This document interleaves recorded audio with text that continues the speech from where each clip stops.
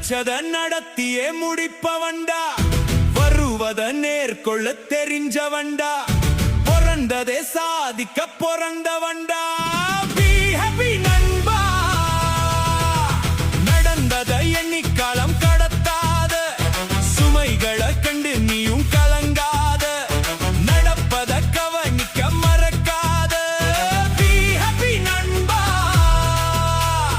எவ்வளவோ பண்றோம் இத பண்ண மாட்டோமா என்ன?